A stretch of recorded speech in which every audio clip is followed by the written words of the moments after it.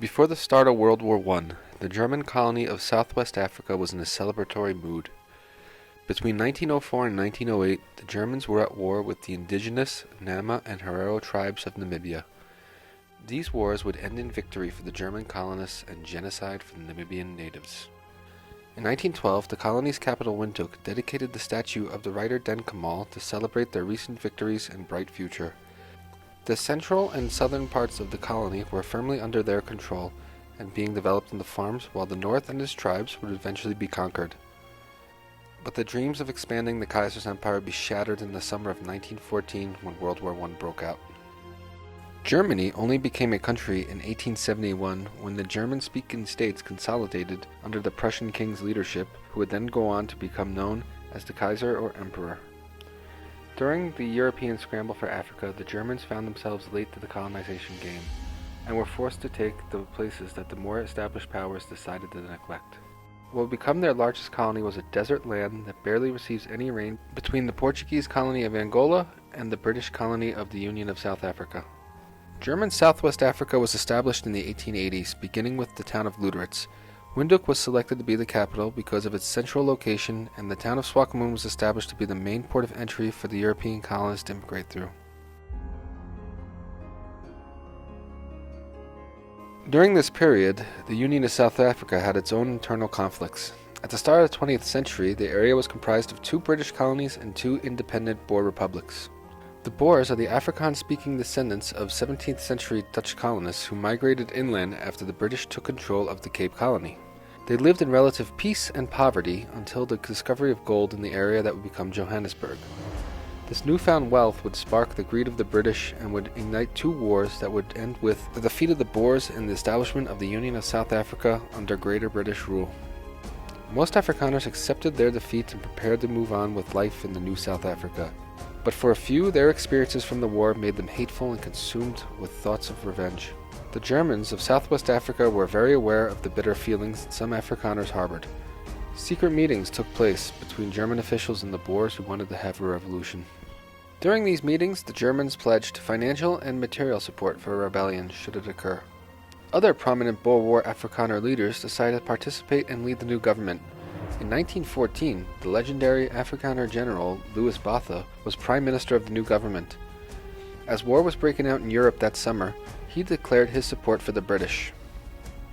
There were 3 objectives for Botha to achieve in Southwest Africa for the war against Germany. The first was to capture the towns of Swakopmund, Walvis Bay, and Lüderitz so that the German Navy would be deprived of these ports for resupplying. The second was to capture the wireless radio stations so that communications between Germany and her colonies would be disabled. The last was to neutralize the German military forces in the colony. In August 1914, German Southwest Africa had 15,000 white settlers with 2,000 active soldiers, plus another 3,000 in reserve under the command of Lieutenant Colonel Joachim von Heydebreck. On August 8th, German Governor Theodor Seitz ordered the colony to prepare for war. The South Africans had 60,000 active soldiers along with another 60,000 in reserve. Von Heydebreck understood that his forces were greatly outnumbered, so his strategy was to use the harsh environment of Namibia to delay the inevitable invasion and hope that the colony can outlast what he believed would be a German victory in Europe. On September 14th, the first shots of this theater were fired when the HMS Armsdale Castle bombarded Swakopmund and destroyed its radio station. South African forces then made an amphibious landing and took the port of Lüderitz without a shot fired. But the desert kept them confined there for now, while the German Navy made the prospect of a similar landing in the much farther Walvis Bay too risky to attempt. General Botha planned to attack Southwest Africa with a 3-pronged invasion, but to accomplish this he needed to build up his supplies. However, the British High Command was desperate for a fast victory and they pressured the Union Defense Forces to invade immediately from the south.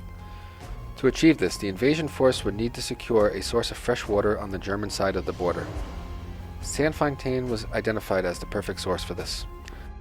On September 26, an invasion force of 300 soldiers under the command of General Henry Lukin was sent to secure it. But von Heydebreck was prepared for this move, and the first formal battle of this theater was fought when superior German forces ambushed and surrounded the 300 South Africans. 67 soldiers were killed and the remaining 233 were captured and sent to Windhoek. Lucan's forces were supposed to be backed up by a cavalry unit under the command of Manny Maritz, but on the day of the battle they were nowhere to be seen. That is because Maritz decided to defect and launch a Boer rebellion. His forces would swell to 12,000 rebels. But the intended German effect of bogging down the South Africans was short-lived. During the Second Boer War, General Botha developed many of the guerrilla tactics that the rebels would be using 10 years later, and by October, he defeated most forces, with Maritz fleeing to Southwest Africa. By February 1915, all pockets of the rebellion would be extinguished. By the end of the month, the German colony was holding out better than most people would have expected. But in November and December, there would be serious setbacks. In Europe, the war was grinding into a stalemate, and in November, von Heydebrecht was killed in an accident, with leadership now falling onto Commander Victor Franke. In December, Botha's big break arrived. The German Navy was destroyed by the British at the Battle of the Falklands. With the seas now open, General Botha invaded Walvis Bay and took the port without any fighting. With an opening to central Namibia now in his possession, Botha could stage troops and supplies, but he would soon be on the move with the invasion of Swakopmund.